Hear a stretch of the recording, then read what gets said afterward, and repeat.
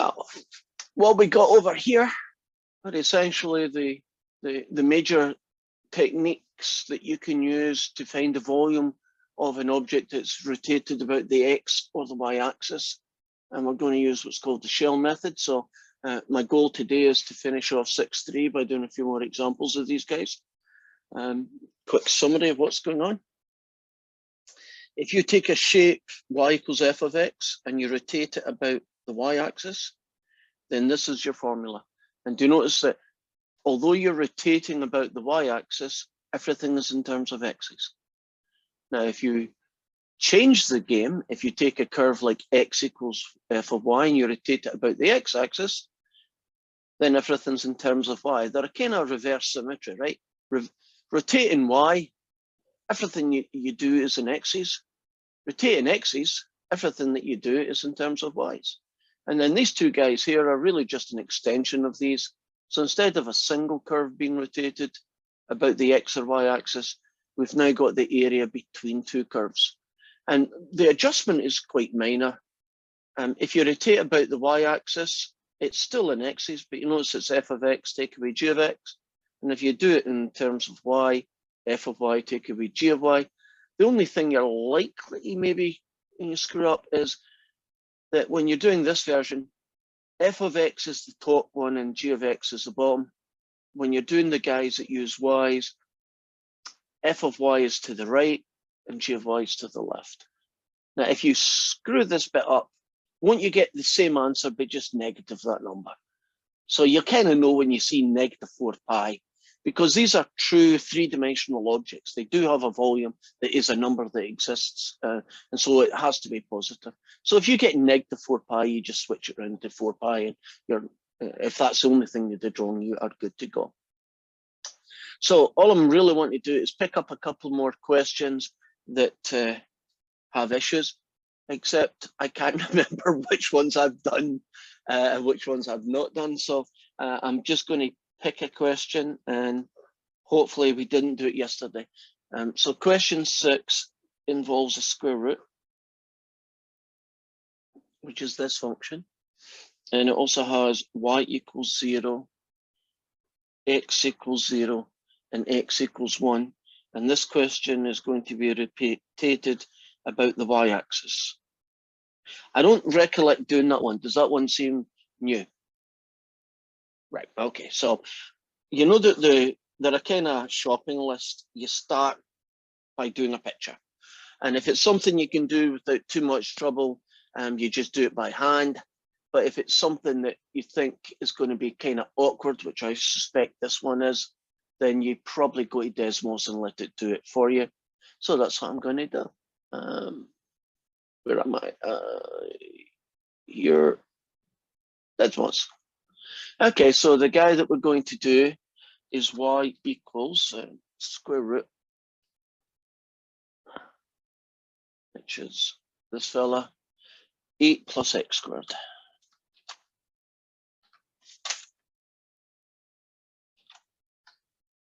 Oh, I wasn't expecting that. That's the shape.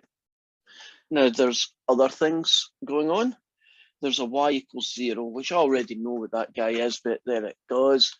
There's an x equals 0. We already know him. Isn't that basically the x and the y axis? And then we have an x equals 1, which should be a vertical line. So you put all this package together. You've got the curve, you've got the y-axis, you've got the x-axis, you've got this. Isn't it this funny little, almost rectangular looking shape here? So I'm drawing a very simple version of that. And a vertical line, x equals 1. And I have a problem. No, I take it back. I don't have a problem. I thought I had, but I didn't. Because I just realized what's going to happen next. And we are good. I was going to think we're going to have an awkward integral to do, you know, because of this square root thing that's going on here. But then I realized it's not as bad as I thought it was going to be. So the volume is going to be the integral. We're rotating this fella out the y-axis. Is going to be the integral from 0 to 1 in terms of x's. It's a single curve, so it's 2 pi x f of x dx.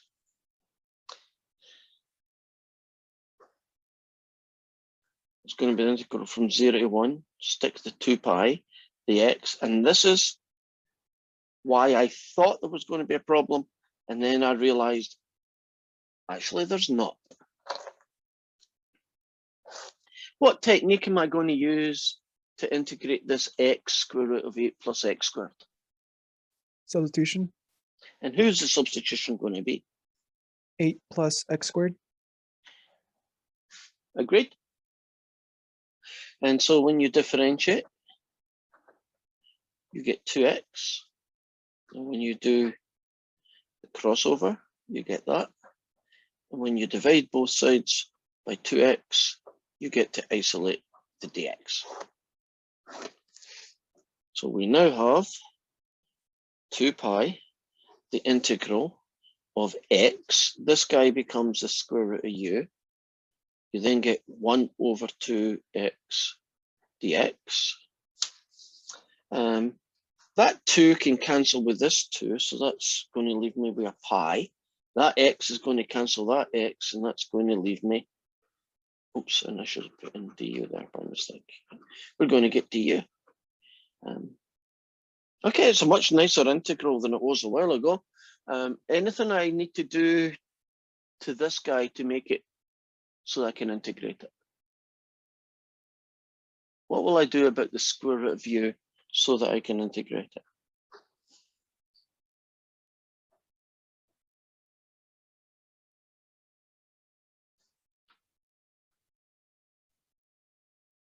How can I rewrite the square root of u? Would it be Raise it to the just half power. yeah. Agreed. Is that what you were going to say? Yeah. Yeah. Right. Can I? I'll take this maybe one more line and then I'll leave it. So add 1 to the power. Divide. Okay. Changed my mind again.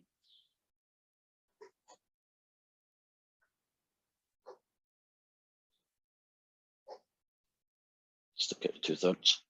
Isn't it going to be the cube root of 8 plus x squared? And at that point, I can now do the x equals 0 to x equals 1 thing, right? Can you imagine just plug and chug after that?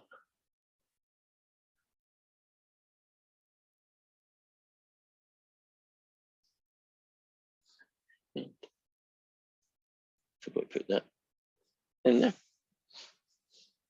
And that is the end of that particular one. So that one kind of qualified under the I am ugly and ugly is hard to deal with.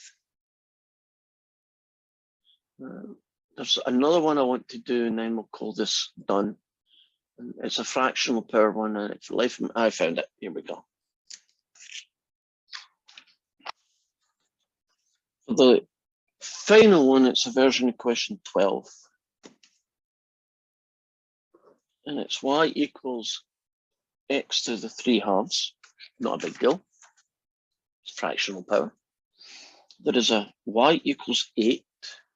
There's an x equals 0. And we are going to rotate this whole thing about the x-axis.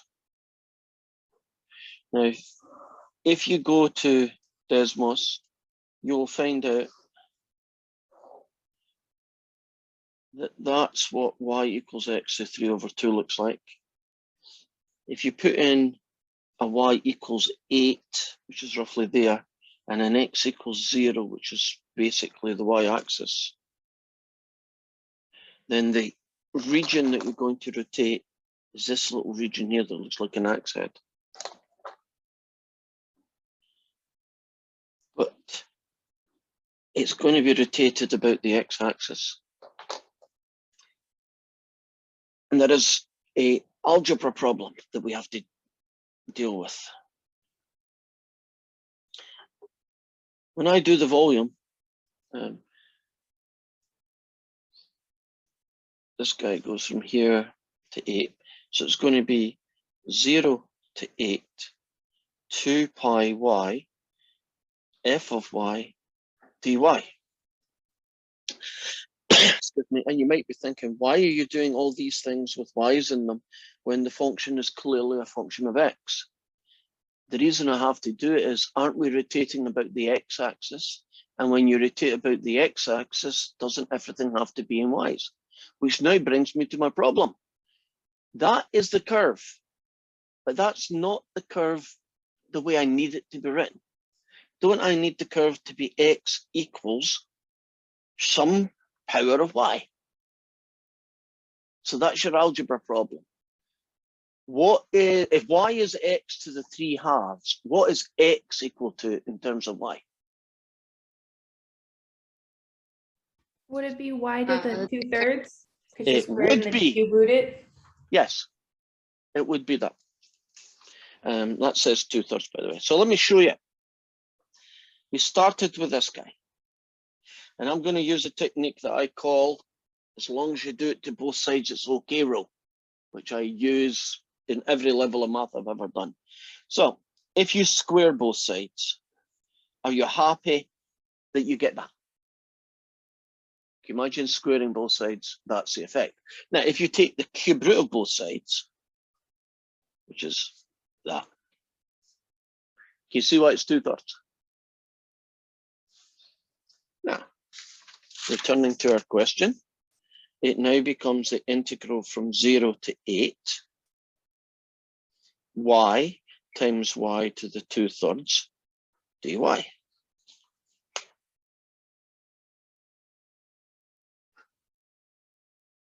Okay, what do you think I'm going to do with this y times y to the 2/3? I really don't like the way it's written. What do you think I could do with that?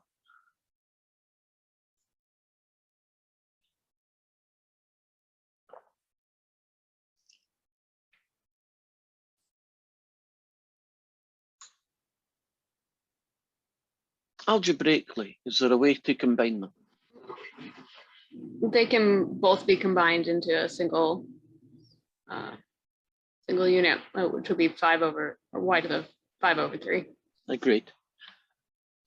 We all okay with that? You see what we did there is basically y to the 1 times y to the 2/3. So you add the powers and that eventually becomes 5/3. At this point, I'm going to do a ... on it. Would you agree that's just an ugly power rule with fractions? Right, it's just going to be an ugly power rule. And you're going to get the usual ridiculously ugly 17/59 pi or whatever it ends up really being. And that is us finished on volumes of revolution. Any questions about these, or has anybody done a homework question that didn't work out and you want us to do it, because that probably will help others? Okay. You are now going to find out why I was never an engineer. So I personally, I know I give engineers a hard time, but that's only because I'm jealous of all the money they make. But my love of mathematics, I love math that is totally useless. It's just cool because it's cool math, right? And the best bit of math for me has always been because of the puzzles. Like, how do you do this and how do you do that? And that's weird. That's kind of cool. So I love those bits. I don't like math much when it gets practical and people use it. Because the minute an engineer gets a hold of something mathematical, they kind of waste it for me a little bit. So having that in mind, I'm now going to tell you that I'm going to have to teach a section 6.4, which deals with work. We are going to look at how does calculus help people to find the work done in moving an object. Pretty straightforward, right? We are going to start with non-calculus questions. So some of you in physics will have seen these questions, I hope. So suppose you had a 5-pound weight and you lifted it 10 feet off the ground. The work that you would need to do to make that happen is force times distance. That's the generic formula for calculating work. And the force in this case, it's the weight of the weight, and the distance is 10 feet. And so the answer is 50, and the units are called foot-pounds. Do any of you remember in physics doing work done calculations? Right, so that's not a surprise to you, okay? But it doesn't involve calculus. And basically, doesn't it involve plug and chug, which is what you do in physics. Don't physics just give you a magic formula and say, this is the formula that tells you what you want. You plug the number in here and the other number in here and you get your answer, right? That's what it is. That's the first example. Here is a similar example, but with an extra little kick in the tail. Let's have a 5 kilogram weight. And then we're going to lift it 10 meters. But you need to know one more thing. You need to know a constant. And the constant is typically called G, and its value is 9.8.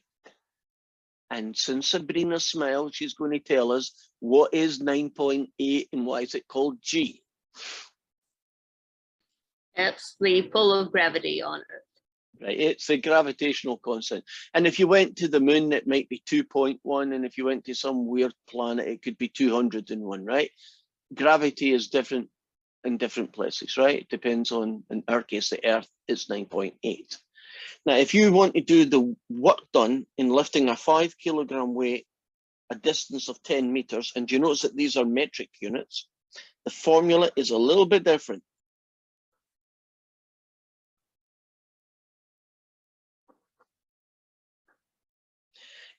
It's 9.8, whoops, I better call that something else. How about that? It's 9.8 times the weight times the distance. And so you have to factor in gravity. And you put that package together, you get 9.8 times 5 times 10. And the answer I get is 490. And I believe that the units are called joules. Does that sound right?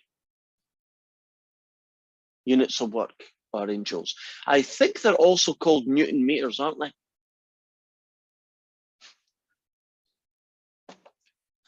Well, I mean, it does what it does, right? As long as the gravity on the Earth doesn't change, won't these calculations be correct? But they're not very flexible. Suppose you lift something and the weight changes as you're lifting it upwards. So maybe on the ground it's 5 foot, but as you pick it up, it gets lighter. Can you see that this formula isn't any good to you anymore? I'll give you an example of that.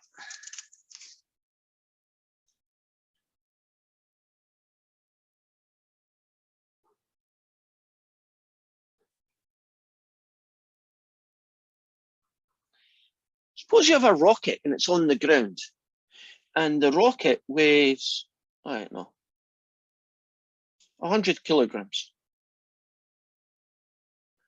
As that rocket, most of its weight is fuel. Now, as that rocket takes off,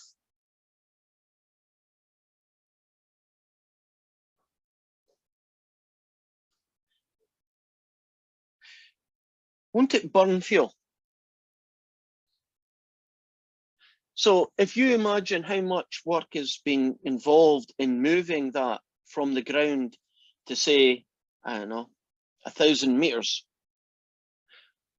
won't the work done not be a fixed number? Because as that rocket moves up, isn't that rocket now lighter? And therefore the work done in moving it is different. So do you see in this question then, this formula is of no use to us. We need to figure out a way of factoring in a situation where the force value, because basically 9.8 times the weight is the force, where this force value changes through position. And so we create in calculus a function called the force function. And it's typically called capital F of X. And it's equal to the force at position X.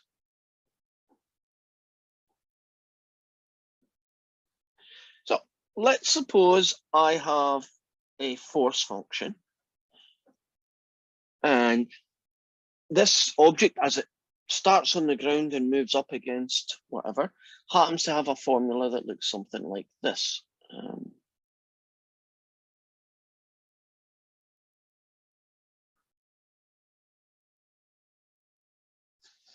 There's a force function. Now, can you imagine that when you're on the ground, the force that you would need to move the object would be 10 newtons, right? But when it's 5 meters off the ground, can you see that the force now, oh, 5's a bad choice, 1/5. That's a bad choice. 2, I can do that in my head, it's 6. And when it's 3, 10 take away 3 squared, it's 1.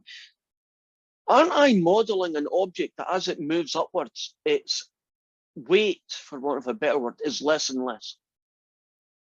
So how do we calculate the work done? Well, it's the integral from A to B of the force function, dx.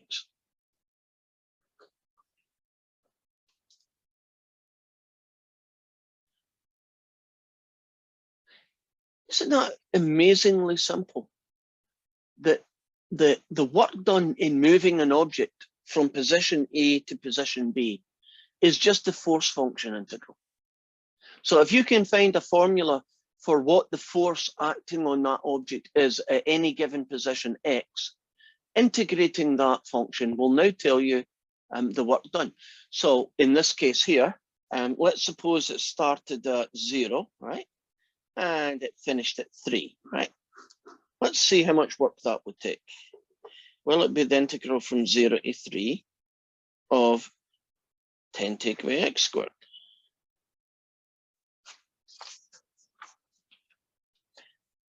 And 10x take away 1/3 x cubed, evaluated at 0 and at 3. What's that going to be?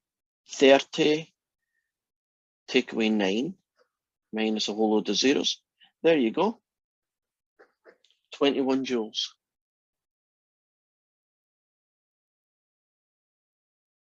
Oh, that is cool. So what you need to do when you're doing some physics questions is you're no longer going to assume that the force is a fixed number, right? It's 5 all the time or 9.8 times 5 all the time. You're going to be looking for what's the force going to be on that object at any given point X. And it's more complex versions of this that are actually the kind of calculations that are done when rockets get shot off into space. You know, they shoot them up and then they get rid of the first stage and that makes the weight less, and then they put boosters on and off you go into the wide blue yonder. Also indirectly, do you know that the force of gravity is not the same number on the Earth?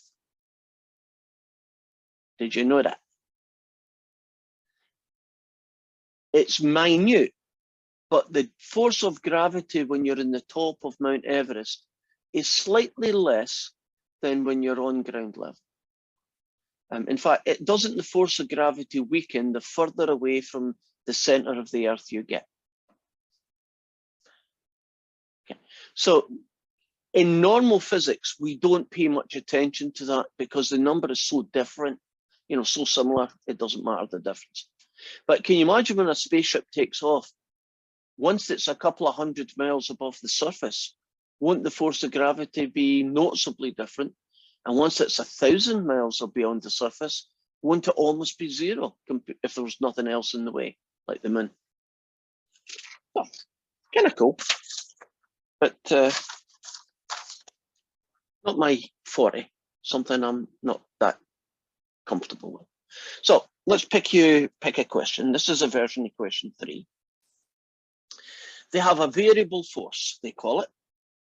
That's just another name for the force function. And you're going to move this object, and it's in feet, and you're going to move it from x equals 1 to position at x equals 13 and calculate the work done. So the work done is going to be the integral from 1 to 13, and I've put the wrong number in there. It's a 2 of that guy.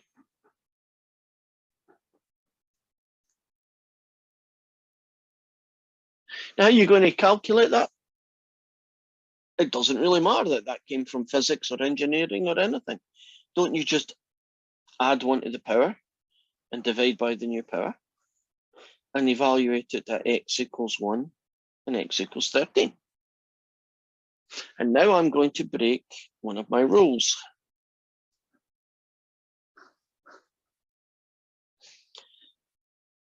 Don't we have a rule that says style points?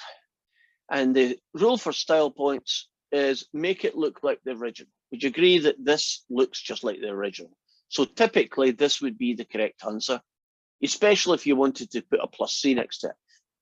But since I'm going to be evaluating something and I'm going to be evaluating it to 2 decimal places, why do you think I've turned it into this version rather than leave it like that? What do you think the practical reason for me doing it like this?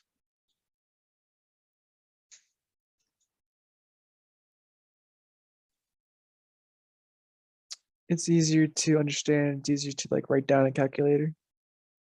Would you agree? Plug that in. Would you agree that is something I understand what I'm doing and can plug into my calculator? If I left it like this, wouldn't it have to be -8, 13 to the power of -1, take away -8, 1 to the power of -1. I'm already making a mistake in the way I've written it. Would you agree that there's a great chance you'll screw that up on your calculator? Would you agree that you're probably not going to screw that up on your calculator? It's still going to be an ugly decimal, but nonetheless, at least it's doable. So -8/13, basically add 8, and to 2 decimal places, 7.38. We are good. So if you can find or are told the force function, isn't calculating the work done basically just finding an integral? So you tell me that, guy, you tell me where to start and where to finish. I will tell you the work done in doing that. Wait, are we supposed to format it as a decimal, or can we format it as a fraction? They ask in the WebAssign to do the answer to 2 decimal places. Me being a mathematician, I would much prefer the answer to be an exact value, which if you're interested is 96/13. I would think that is a better answer, but I'm not an engineer, and engineers do that, don't you? Because engineers don't know what fractions are because they're too hard for them. Kira enjoyed that. Kira, are you going to be an engineer? No, I am also terrible at all things visualizing, and I also like fractions. So I'm Okay. on your team with the making fun of engineers slightly. Okay. I wish that I had those abilities. Well, at least 2 of us are are in the same place. Let's do one more and I'll move on to the next situation where work. Suppose I have a force function and this force function is x squared. This would be a bad planet to be on. The further off the surface you get, won't the force get stronger? So if this actually exists, which I doubt it does, but if this planet exists, you wouldn't be able to leave it. Wouldn't you? You know, the further you got, the force would just get to the point where you couldn't generate enough to leave. But it's starting at the surface and it's going to finish at 5 meters. So the work done, I wanted to pick a nice easy one to finish with, would be that. You see how easy it is to calculate work done if you tell me the force function and where to start and where to finish. So in this guy here, it's going to be 1/3 x cubed from 0 to 5, which is basically 1/3 times 5 cubed. Take away a whole load of nothings. So it's 125 thirds. That's how easy it is to calculate work done using calculus. Now, let me go to this guy here. You might say, well, what's the force function when the thing weighs 5 pounds? The force function is just 5. It's a constant. And where do you start? Well, if you think about it, isn't x between 0 and 10 if you're lifting at 10 feet? So won't the work done be the integral from 0 to 10 of 5, which is 5x evaluated at 0 and at 10. And that's 5 times 10, take away a load of nothings. Bingo. Do you see that calculus even works when the force function is a fixed number, like the weight of an object, and it doesn't change? So my argument is that we're better than engineers. They can only do fixed weights, fixed gravity, fixed everything. Aren't we cleverer than them? We can have things where gravity changes or the weight changes. We can do all sorts of other stuff that they would find much more difficult.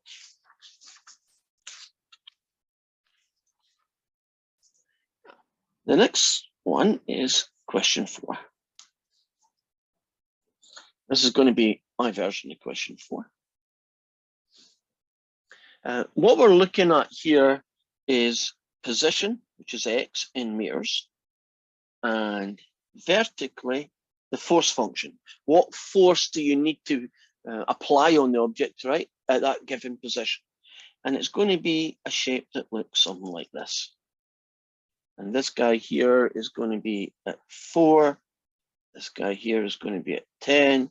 And this guy here is going to be 6, right? And I would like to know, what is the work done on moving this object from the beginning, which is what, to position 0, until you get to position 10? Isn't it very like time velocity curves? So how do you find the work done when all you've got is a picture of the force position function?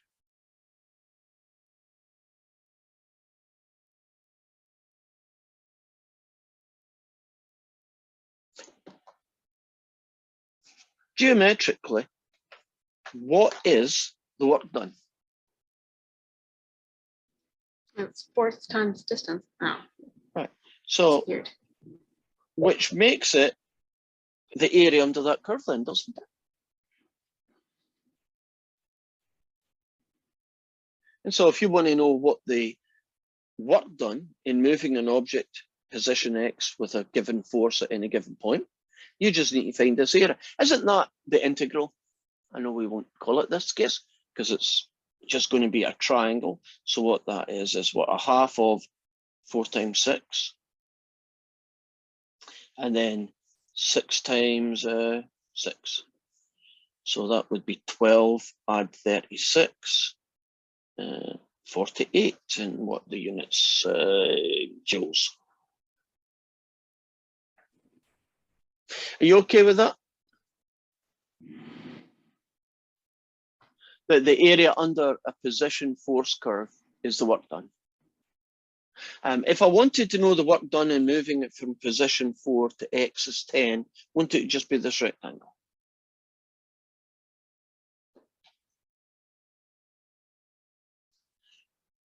Are we good? Any questions? Because we're now going to move on to springs.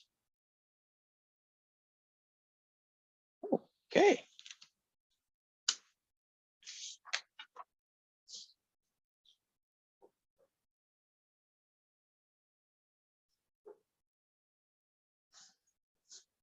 Hooke's law.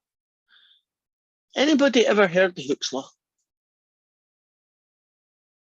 To do with springs?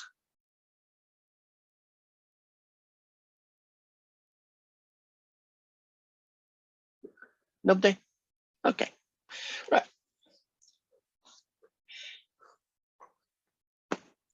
Imagine you have a spring, and we'll just bolt it to the side of a wall, but you could have it on the ground sticking upwards, whatever way you want. So you could have spring going this way if you felt like it.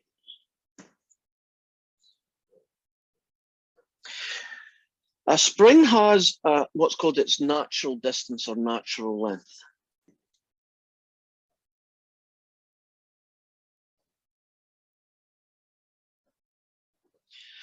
And the natural length in this case here would be that distance from there to there, right, which I'll call A. And in this case, it would be that distance from there to there.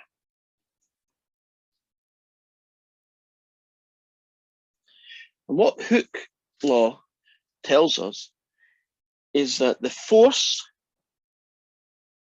required to move that x units beyond its natural distance is just k times x. So this is the force required to stretch the spring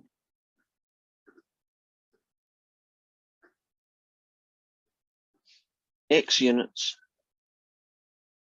beyond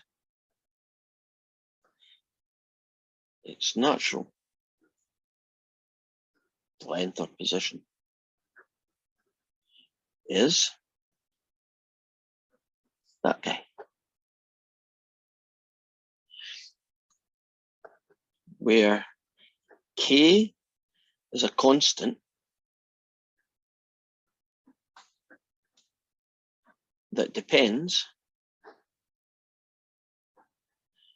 on the material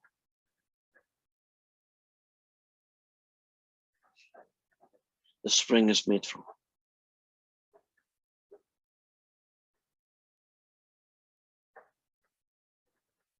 So, can you imagine this guy here? There's its natural position. If I want to take this spring and stretch it, say to here, that distance, we call that distance x. Right, so you imagine you've got the spring, if you leave it alone, it's 4 inches, right? And then you take it and you give it a good stretch and it's now 12 inches. How much force does it take to move it from its starting position, which is there, which is x equals 0, right? Until whatever. And the formula for its force function is this guy. So if you want to know how much work is done in stretching a spring, there is the force function. It's going to be 2x, 10x, nothing 0.1x. This K guy depends on what it's made out of. Can you imagine a spring made out of that dead skinny slinky stuff? If you were a slinky, you know the thing I'm talking about? Right. Do you know the K could be ridiculously small? You know, like that. That's for a slinky. Can you also have a spring like half an inch thick. You know, the kind of springs you might have in suspension, right? Right, it's the same distance. It's only like 4 inches of it, but it's really massively thick. Can you imagine in that case that the K might be something like 130, right, for a suspension spring?